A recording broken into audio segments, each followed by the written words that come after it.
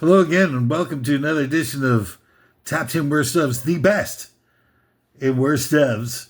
I'm your host for today's endeavor. My name's Aaron Watershow, and what a pleasure it is to be here to take you on this quite amazing, astounding journey, if you will, guaranteed to provide you with tons of excitement that will leave you bubbling, in fact, with excitement, or half your money back. Today's, you've joined in on a really auspicious time. Because today's top 10 worst of list is, it's going to blow your mind. It's just be a profound experience that you'll never be the same again. You just be so, you feel like the wind is at your back for the rest of your life. I believe that today. And it is top 10 worst 4 noble truths of the Buddha. Okay, so now it's going to be philosophical. Like, I know that a lot of people out there, they're just not totally down with anything that has, cognitive value or any sort of high-minded thought or anything, more complex than a mayonnaise sandwich with mayonnaise on it. But honestly, I believe that, they're setting the table for that. The power brokers, they don't want anybody smart. The very first thing that they say in the freaking Bible, the first lesson they try to teach us is that knowledge is bad. Bad, I tell you. Eve eats of the tree of knowledge. God says, hey, you can do whatever you want, really. Totally. Getting second base on the first date, I don't care. But just don't eat the fruit of the tree of knowledge. Because knowledge is bad. Knowledge is not only bad, but, the very first thing they talk about in the Bible is, not just as bad, but it's the worst, it's the original sin. The idea of pursuing knowledge, whether it's symbolic or, actual, is described to us as being the source of all pain and suffering for all of history. Did that not make you think when you were being taught about this? Did it not make you, sort of suspicious and kind of go what are these guys trying to hide? Well, it's true. They're trying to hide something. They're up to something. These nabobs in charge of everything that we have ever known and ever will know. If truth, beauty, truth, what's that guy? That guy does that. Is that Ode to a Grecian Urn? Well, anyway, so this, we're going to do some, this is going to be philosophical. You're going to have to, what's the thing? Sort of contemplate your navel. At the very least, I think you're going to have to, I'm not calling for 40 days in the desert or anything like that. I wouldn't do that to you. You and me, we're simpatico. I wouldn't betray your trust here. Top 10, was it again? Top 10 worst of lists?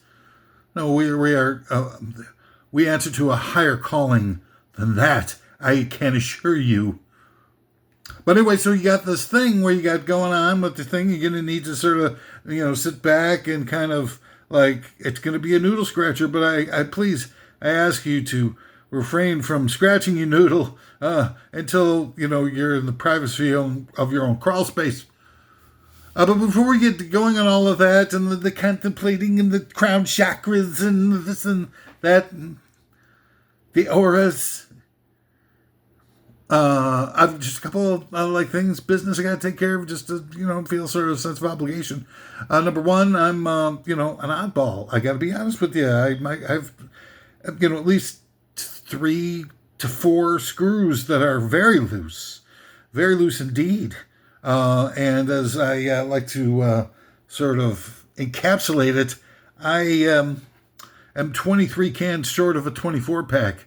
And so, but hey, you know what? In a world as crazy as ours, the crazy people are the sane ones.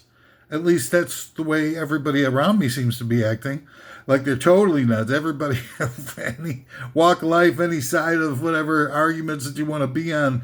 In today's day and age, everybody's crazy. Nobody knows nothing. Nobody calls upon actual, truth and truisms established by facts and clinical observations and whatnot. They're all just like, oh yeah, I saw the post in the TikToks and stuff, and now I know that I'm not supposed to be air. People don't breathe air. That's a total lie. That's a total conspiracy theory. You know, the world is flat. Sure, the world is flat, but you know what? That's just part and parcel of everything that you do. And when you see, boats vanish from the horizon, that's not just because they are traveling along the curve of a round Earth. That's because they're falling off the edge. That's why you never hear back from anybody who goes on a long cruise ever again, because they're all all right. So I'm oddball. I can't be trusted. I insist that when you hear things, you very well might hear things. Okay. So if you think that you call into question, hey, here's a tip for you. This one's for nothing. It's look it up yourself, dude. Like, what do you? Why are you waiting for people to do your fact checking for you? You're not going to really believe anything that's outside your comfort zone until you start to figure it out for yourself. And it's still, just kind of barely. You can find stuff. You can, if you take the time. It's not that big of a hassle. It might cut into a little bit of your binge watching of Unbreakable Kimmy Schmidt. And we can't have that happen. Or any, 30 Rock. I planned on binging 30 Rock tonight. How can I look up something that has extraordinary amounts of life-changing consequences for me and my loved ones and my life on this planet? All right, so anyway, the other thing I wanted to point out before we get going, I'm not partisan. I'm not talking about hate groups or any of the obvious, like people who go looking to crack people's skulls because they don't like what they are, what color, sexual persuasion, religion, perversion, flavor of pizza topping that they prefer, any of that stuff. Let's not be stupid, okay? I'm just talking about the idea that when you start painting large groups of people with broad brushstrokes, that's the gateway to bigotry. It's just the way it is, man. Deal with it. So I'm not going to play the game. I get it, okay? Machiavelli came up with this divide and conquer stuff, what was it, in the 1400s? So it's been, only 600 years, so I can see why you would still fall for that. All right, so let's get this party started, okay? And I have, right before we go, a lot of people have been talking about, and this is really, just upsets me to no end. They think these top 10 worst stuff lists are just sort of, I'm just pulling them out my ass as I record this thing just on the fly. And I'm sorry to say that's just not the case. Today's list was, I had help putting it together by a team of former Branch Davidians who gather with me outside of Grand Canyon National Park and take copious doses of gas fumes mixed with chewing tobacco to come up with this list. And But before we, final thing before we embark upon this quest, I have a few sponsors for the show that I need to. Movie coming out this October during award season, the pinnacle of award season is called "Turn Off Your Brain, Be a Dumbass, and Suck on a Tailpipe" from the producers of the Discovery Channel, and then. Merger on the Orient Express from the people who brought you Murder on the Orient Express, playing on a double bill with the thing about the suck on the tailpipe. And then Not Pockets. Wait, did I do that one last time? I think I did. Gone with the Windu from the producers of Gone with the Wind. It's Gone with the Windu. A antebellum. What's the one that's prebellum? Is prebellum? Antebellum. No, actually, it was like during the Civil War, so it's bellum. A bellum story about some lady with like a ranch or something, and some guy shows up, Mace Windu shows up and tells her, to go stuff a pheasant with aspic and dental floss. It's Gone with the Windu from the producers of Gone with the Wind. All right, so I think that'll do it for all the intros and the stuff and the like the of course it's something that I don't know anything about because it has to do with sex. The warm-ups, what they got a word for it? The prenups, the things, foreplay. Now that we're done with the foreplay, it's bad, really bad sign when you can't even think of what the word foreplay is for close to a minute. Let's get on with it, shall we? Let's get ready to rumble. Top 10 worst 4 noble truths of the Buddha. Now, these are axioms within the Buddhist religion, so there's a very good possibility that I could inadvertently make, like jokes that are not necessarily amenable to those who, truly espouse the Buddhist faith. I'd like to say that I'm sorry, but what I prefer to do in advance, is say, hey, look, you can go ahead and make fun of me. And just let's just trade off, it's not a hall pass. It's just like saying, okay, well, I'll make have some fun, have some laughs, nothing harmful. I'm not trying to do anybody any harm or anything like that. But, 4 noble truths. I think I needed to class this list up a little bit. I needed to, do something that has a little bit more intellectual heft. After I think the previous one that I just, posted was top 10 worst pizza toppings. So I'm just trying to class up the joint, okay? Don't blame the game, blame the player. All right, so yeah, I mean, if you want to do a list on your channel about the top 10 worst things about that fat, hairy, crazy guy who doesn't know what his ass from a hole in the ground. I do know my ass from hole in the ground. Don't tell anybody though. All right, so top 10 worst 4 noble truths of the Buddha. Number 10, the source of all suffering is Michael Bay movies. Oh yes, right out of the box. Gut punching, life changing, emasculating. Sterilization, having your nuts chopped off with a rusty butter knife. You see, there you go. See, I blew it. I telegraphed my next joke. Or I stepped on my next joke. Number 9 of the top 10 worst 4 noble truths of the Buddha. Serenity comes when you trade expectations for a sucker punch in the nuts. Well, I kind of felt like Jackie Gleason there. I was channeling Jackie Gleason. Wouldn't mean, I'm not that I want to, just, like,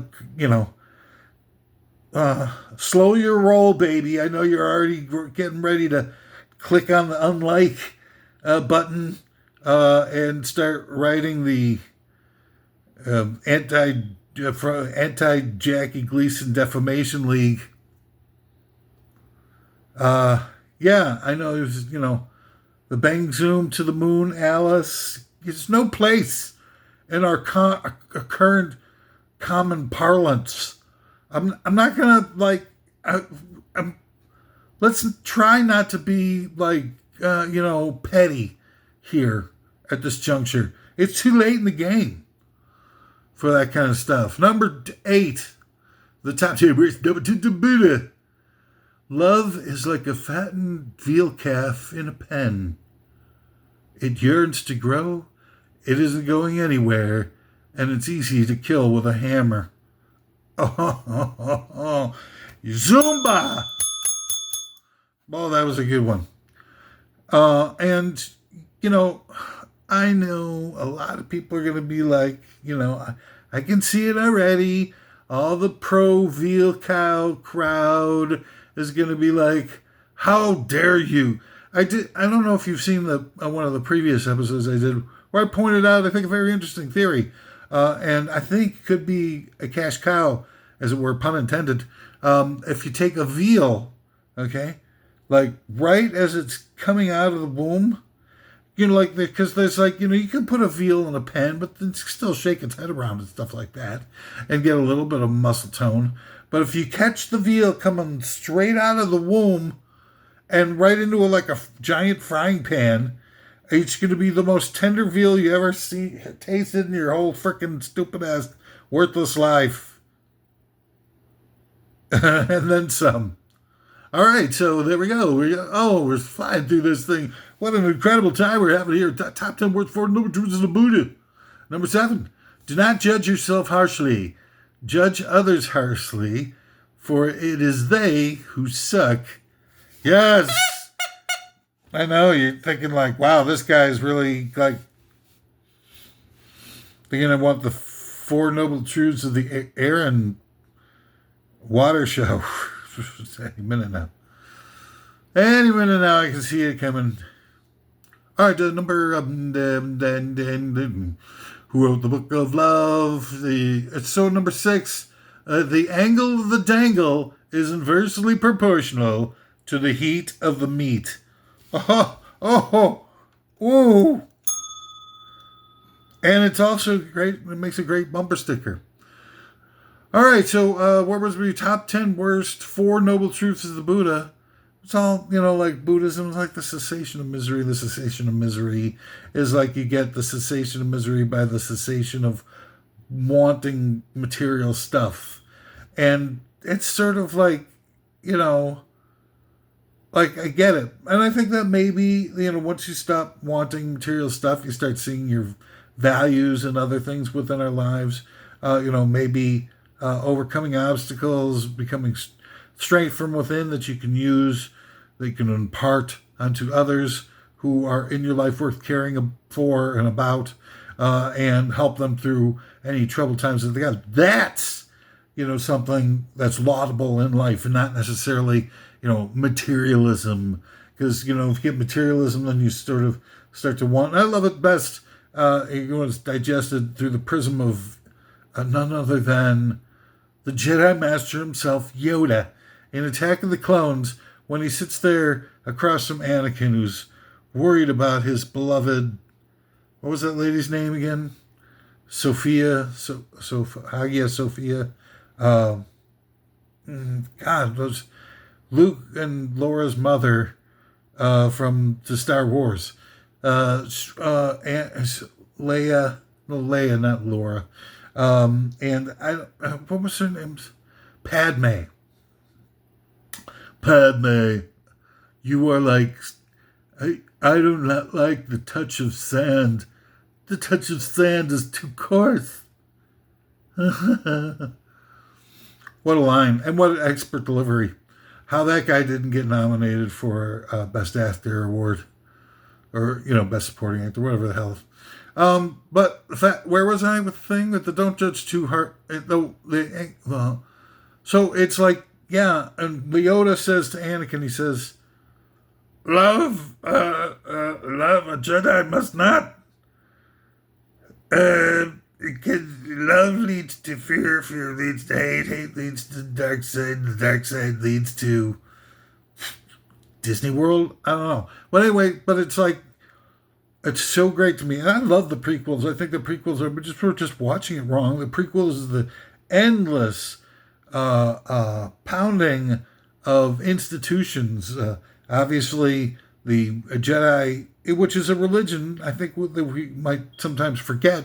And they're just sitting around, and like in the next room is Palpatine is like, calling up those guys from the Trade Federation, going like, "I must threaten the Starbuckers.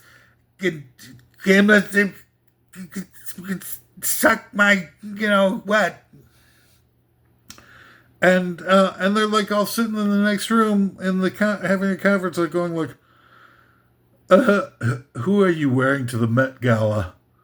And like they get totally wiped out because they can't see what's. I mean, we're sitting in the audience going like, "This is the most obvious plot line, since like Dr. Seuss." Dr. Seuss type intellectual level here, where those guys like, obviously Palpatine's up to no good. Obviously he's, he's talking about, have you heard, what is that guy who the thing with there's a, have you heard have you, Luke, it's Anakin,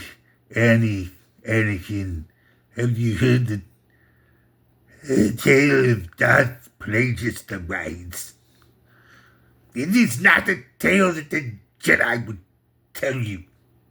And so they're talking about Darth Plagueis the Wise, and all the other Jedi are talking about, like, don't fall in love, dude. Don't fall in love. Love leads to hate, hate leads to fear, fear leads to having season tickets to the Detroit Red Wings. And it's just on and on about how bad organized religion is and how it turned them into a bunch of brainless idiots who, there's like a bazillion of them, and they all fall to like one or two guys. One or two guys. It's great. I love it. And they say, don't love, hate. What happened to like, like Ben Kenobi, that, and the early iterations of Yoda, and how uplifting and spiritually positive and insightful and supportive. And then in the prequels, it's like, love sucks, I hate it. Hate love, do I? Hate love, do I? It's messed up, man. I'm telling you. So, I mean, yeah, it's just like, number 4. Top 10 worst 4 noble truths of the Buddha. Lobbest thou thy holy hand grenade towards thy foe, who, being naughty in my sight, shall snuff it. Yeah! Woo! That's a good one. That Buddha guy really had something going. He's pretty insightful, sitting under the Bodhi tree, chilling like a villain. He was, however, from what I've been able to ascertain best I could, with a minimal amount of actual time, like I haven't read any Buddhist stuff in a couple of different lifetimes. But I did, come across this like blurb that said that the Buddha actually wasn't a fat guy. Like he was off, sort of starving and meditating and stuff all the time. He was like, skinny as a rail. Imagine that. So anyway, number 3, top 10 worst 4 noble truths of the Buddha. Never ask for anal on the first date. Never ask for anal on the first date. And that's, I have to be honest, that's a policy that I've observed, for the last couple of months. And it's paying off in a big way. Yeah. Friday night, I'm recording more of these stupid. Hey. Well, anyway, number 2, top 10 words about to the Buddha. Always ask for anal on the first date. Always ask for anal on the first date. Nice. You gotta love it. All right, and we've made it all the way through to the top. Boy, this is one of the shortest, if not the shortest, top 10 worst of lists in the history of top 10 worst of lists. Here, the top 10 worst 4 noble truths of the Buddha. Number 1 is just win, baby.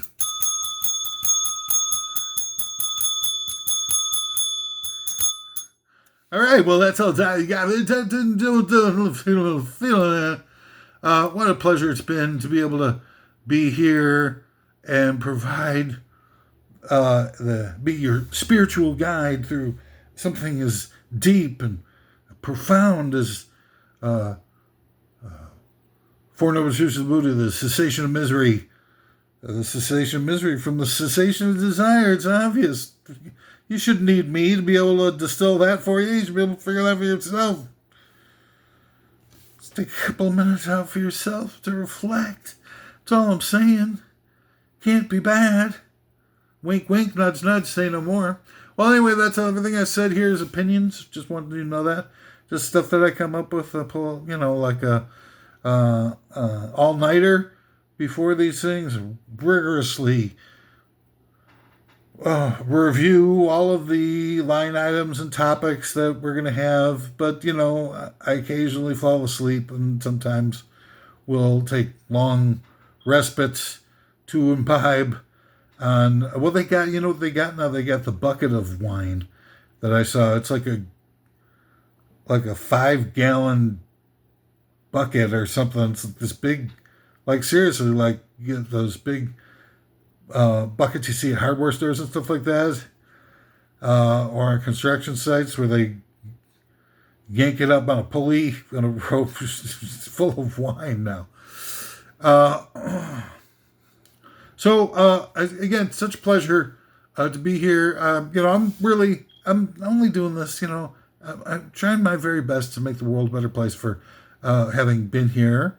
I've got no agenda. I mean, look at me. I'm barely alive. There's absolutely no way that I'm going to be able to walk straight after having sat in this position for a mere 28 minutes. And I'll have to be like, hobbling to the walker so I can get, to the kitchen so I can make myself some fresh escargot, toast points, and chill the champagne. So anyway, hey, like I said, so great to be here. I can't tell you how much affection I've got for you, the 1 or 2 people who bother to watch these videos. I feel sorry it couldn't have been better, starring somebody more interesting or pleasant to watch. But just crush the like button, crash it. And we'll catch you next time. And let's try to get through this mess together. What do you say? Wait, one more. No.